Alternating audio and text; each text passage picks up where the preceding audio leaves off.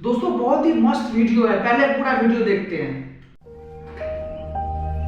अरे सुअर, सुबह के 12 बज गए, 12 कुछ काम भी कर ले, बहू के पास ही पड़ा रहेगा। तुम्हें एक टाइम काम ही काम चाहिए, मुझसे ना हो रहा काम फाम। अगर तुझसे कुछ काम भी नहीं होगा तो तू इस घर में भी नहीं रहेगा, निकल जा यहाँ से। मुझे रहना भी नहीं है ऐसे घर में, मुझ पे ना हो रहा काम फाम, आऊंगा नहीं आज के बाद इस घर में कभी भी।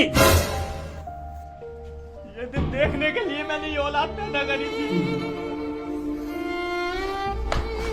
अरे भैया तुम पागल हो क्या? जरा सी बात पे घर छोड़ के चल दिए। छोटे मुझे जाने दे, मुझे नहीं रहना इस घर में अब। अरे जब तुम कुछ काम नहीं करोगे तो पापा तुमसे कुछ तो बोलेंगे ही ना।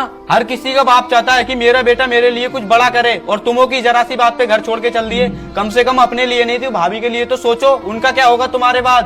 तू सही कह रहा है छोटे, गलती मेरी ही है। चलो पापा बैठ के रो रहे हैं, माफी मांगो उनसे। अरे पापा मैं बहुत शर्मिंदा।